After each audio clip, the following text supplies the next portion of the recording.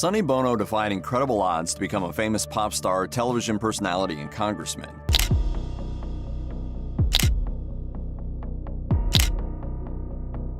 The Palm Springs estate, once owned by the late Sonny Bono, is back on the market. At 78, Cher has revealed the shocking truth behind her split from Sonny Bono, unraveling the myth of their perfect love story. Beneath the fame, Sonny's infidelity and controlling behavior left her feeling trapped and desperate for freedom. The divorce was chaotic and costly, forcing her to rebuild her life and career from the ground up.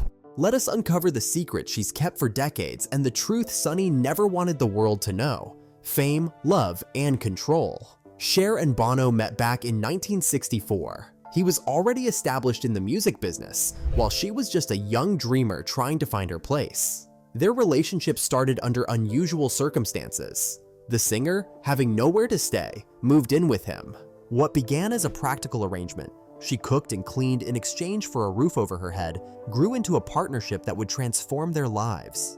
For her, he was not just a partner, but someone who filled the void left by her father's absence. His confidence and charm gave her a sense of security she had longed for. Beneath their bond, a secret loomed, ready to change everything. Her partner, for his part, saw potential in her and did not hesitate to push her forward. She started as a backup singer. Her voice featured on hits like "You've Lost That Lovin Feelin" and "Be My Baby." When he encouraged her to perform solo, her stage fright nearly stopped her in her tracks. Instead, they formed a duo, and the world fell in love with their music. Tracks like "I Got You Babe" and "The Beat Goes On" shot them to stardom. But even as they were celebrated as icons, cracks began to show in their relationship. Their marriage, though romanticized in public, was riddled with issues. His infidelity and controlling behavior became increasingly hard for her to tolerate. At first, she idolized him, but over time, she grew tired of the imbalance in their relationship.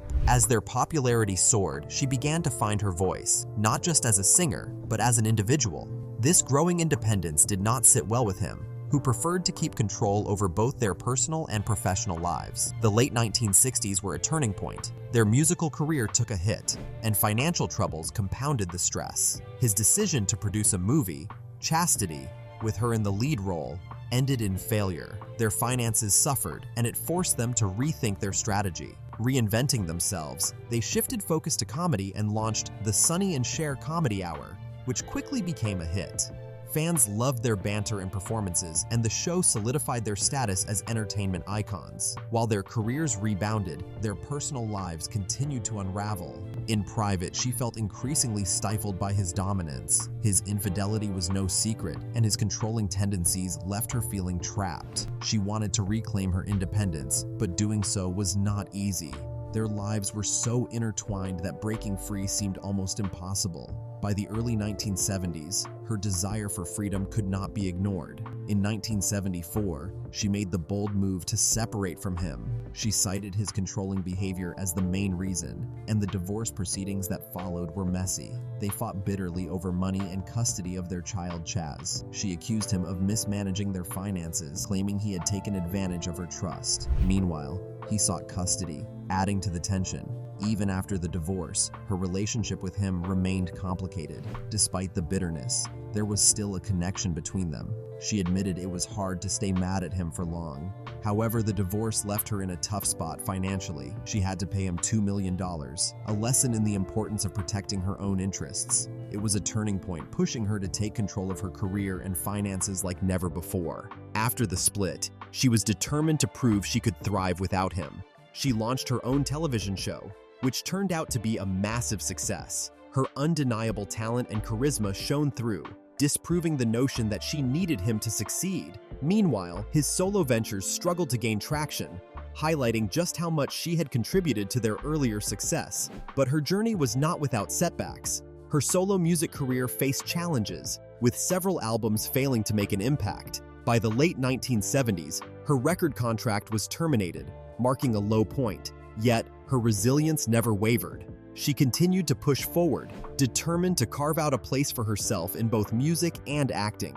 While she worked to rebuild her life, he took a different path. he ventured into the restaurant business, a far cry from his days as a music icon. Despite their differences, moments of reconciliation between the two were not uncommon. In the 1980s, she attended the opening of one of his restaurants, a gesture that hinted at mutual respect despite their tumultuous past. Their connection remained undeniable, even as they moved on with their lives. A memorable reunion on Late Night with David Letterman saw them perform I Got You Babe together, captivating audiences with their chemistry. It was a reminder of the unique bond they shared, one that transcended the challenges of their relationship. Her post-divorce life also brought new romances. Just days after finalizing her split from him, she married rock musician Greg Allman. Their whirlwind romance was as dramatic as it was passionate, adding another chapter to her already eventful life. But like her relationship with her first partner, it was not without its challenges. As one chapter ended, another began with a collision of worlds. Southern rock meets pop royalty. The wedding bells rang in 1975, marking the beginning of what seemed like a fairy tale union. However, the celebration barely lasted longer than the honeymoon, as just 9 days later, Cher filed for divorce. Overwhelmed by the weight of Greg Allman's struggles with substance abuse, it was a rocky start to a relationship that would later be defined by fiery passion and dramatic breakups. Their union was anything but ordinary. On one hand, the pop and television star exuded a polished and ambitious energy, epitomizing the world of entertainment stardom. On the other, the Southern rock musician was a rugged and unpredictable figure, deeply immersed in personal turmoil and struggles. Where she sought structure and success, he embraced chaos and creativity, often to his detriment. These clashing personalities created a dynamic that was as electrifying as it was unstable, making their relationship a fascinating and complex blend of contrasts. The star was celebrated for glamorous performances and relentless work ethic, while the musician embodied the raw spirit of his genre, celebrated for soulful vocals and instrumental brilliance, but often overshadowed by addiction. While she dazzled audiences with commanding stage presence and versatility, his raw persona reflected a turbulent lifestyle. Their careers painted a picture of two individuals at the height of their respective genres, but navigating entirely different worlds. Their lifestyles couldn't have been more different. Her relentless drive for success clashed with his addiction issues, making their relationship volatile from the start. Despite the chaos, they attempted to merge their talents and recorded an album together, To the Hard Way. The result, however, fell flat with audiences, adding yet another strain to their already fragile bond. In the middle of this turbulence, the performer discovered she was pregnant. In 1976, their son Elijah Blue Allman was born, bringing a brief moment of joy. But the musician's persistent substance abuse forced difficult decisions, including sending Elijah to boarding school to provide stability. Elijah's childhood was undeniably impacted by his parents' struggles and his mother's demanding career, often leaving him feeling neglected. He would recall moments when her relentless schedule meant missed milestones and a sense of distance during critical points in his upbringing. Boarding school, though providing stability, became a symbol of separation for him, reinforcing feelings of being on the sidelines of his parents' tumultuous lives. The absence of consistent family presence during pivotal childhood events left an impression that lingered, shaping his journey towards self-discovery and resilience in later years. Despite these challenges, he found his footing in the music world, following in his parents' footsteps. As an adult, he battled and overcame his own issues with addiction and health, carving out his path as a talented musician and even appearing in his mother's If I Could Turn Back Time music video. After navigating the chaos of her relationship with the musician, the singer turned her focus to her career. Signing with Casablanca Records, she embraced the disco trend of the late 70s. Her album Take Me Home and its title track became a hit, cementing her place as a disco icon. The album resonated with audiences at a time when disco fever was at its peak, with its vibrant beats and unmistakable vocals driving it up the charts. The success of the title track, which became a staple on dance floors, brought her newfound recognition in a genre she had only recently embraced. This shift in musical style revitalized her career, showcasing her ability to adapt to changing trends and keeping her relevant in an industry that demanded constant reinvention. But not everything she touched turned to gold. Her next album, Prisoner, struggled to find an audience. Trying to mix disco with rock didn't resonate, and the album didn't chart. This setback forced her to reconsider her musical direction. Determined to explore her passion for rock, the entertainer formed the band Black Rose with her boyfriend at the time, Les Dudek. Their self-titled album showcased a raw and edgy sound, but the decision to omit her name from the album cover alienated her fanbase and limited its reach. The band's demise marked another chapter of both personal and professional challenges for the performer. With her music career facing ups and downs, she shifted gears to acting. Determined to prove herself in Hollywood, her performance in Silkwood earned critical acclaim and an Academy Award nomination, showing the world her serious acting chops. This was just the beginning. Roles in Mask and Suspect followed, further establishing her as a versatile actress. Then came Moonstruck, where she delivered an unforgettable performance as Loretta Castorini. Her portrayal was a perfect blend of humor and heart, earning her an Oscar for Best Actress. This moment reignited her career and proved her versatility as both an actress and performer. Her newfound acclaim in Hollywood opened doors to more challenging roles, earning her respect among industry peers who had previously doubted her abilities. It also reshaped her public image, showcasing her as a serious artist capable of transitioning seamlessly between music and acting. With her Oscar win, she gained a level of credibility that transcended her pop culture roots, solidifying her place as a multi-talented icon. By the late 80s, the entertainer wasn't just shining in Hollywood, she had also returned to the top of the music charts. Her song If I Could Turn Back Time became a massive hit, solidifying her status as a cross-generational icon. However, behind the scenes, not everything was smooth. While filming The Witches of Eastwick in 1987, she contracted the Epstein-Barr virus, which severely affected her health and sidelined her career for 2 years. During this time, she missed significant acting opportunities, a frustrating reality for someone so driven. Once she regained her health, she had to fight to re-establish herself in an industry where momentum meant everything. Her determination to overcome obstacles was evident throughout her career. Early on, she approached director Mike Nichols for a role in The Fortune, only to be dismissed as incapable. Years later, her Oscar win for Moonstruck proved all her doubters wrong. It was a testament to her grit and refusal to let anyone define her potential. Meanwhile, Sonny Bono's journey took an unexpected turn after their divorce. His entertainment career started to fade, prompting a shift to politics. Elected as mayor of Palm Springs, California, his charm and determination won over the community. He aimed even higher, running for a Senate seat in 1992, though unsuccessfully. His persistence eventually paid off when he was elected to the U.S. House of Representatives in 1994. Tragically, his political career was cut short 4 years later when he died in a skiing accident. The loss sent shockwaves through both his family and the public, as Sonny Bono had become a beloved figure not only for his contributions to entertainment, but also for his political efforts. His family was left grappling with the suddenness of the tragedy, with his ex-wife expressing deep sorrow over the unexpected loss. Publicly, tributes poured in, with many remembering him as a charismatic and determined individual who transcended the boundaries of music and politics.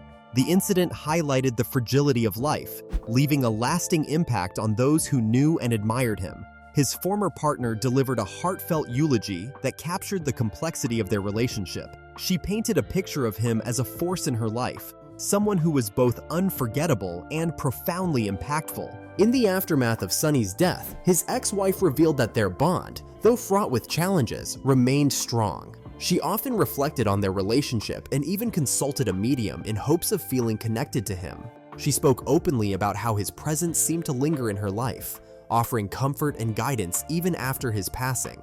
Years later, their intertwined legacies found themselves at the center of a legal dispute. The entertainer and Mary Bono, Sonny's widow, clashed over royalties from Sonny and Cher's music catalog. The performer alleged that Mary withheld payments owed to her and filed a lawsuit seeking over $1 million. At the core of the dispute was a copyright law provision that allowed songwriters or their heirs to reclaim intellectual property. Mary argued this nullified the entertainer's right to royalties as per their divorce settlement.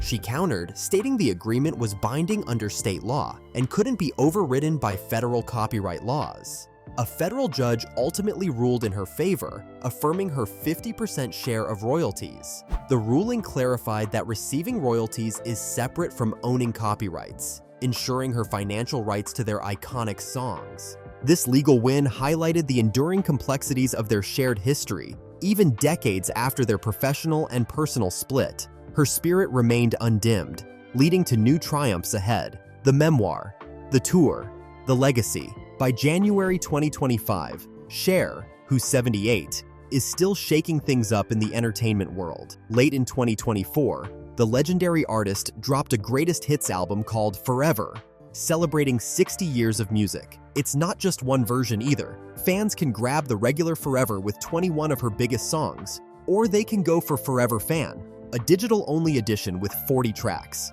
The bigger one even pulls some tunes from her Sonny and Cher days, giving listeners a full view of her journey in music. For old and new fans, this release is packed with nostalgia and good vibes. Her life story hit the shelves in November 2024 with Cher, the memoir, Part 1. This first part of the two-part autobiography dives into her early years, how she shot to stardom, and her relationships with Sonny Bono and Greg Allman. The book became a #1 bestseller on the New York Times list and stayed there for weeks. People are already buzzing about Part 2, expected later in 2025, which promises to cover even more about her life and career. In a bit of a surprise, the iconic entertainer opened up about her plans for a new album set to come out in 2025, saying it might be her last. She talked about how aging has affected her voice, but she's still determined to give fans something special. She's been putting her all into making this final project top-notch, showing how much she cares about her music and the people who love it. Her recognition hit a new high in October 2024 when the music trailblazer was finally inducted into the Rock and Roll Hall of Fame. A lot of people thought this was overdue.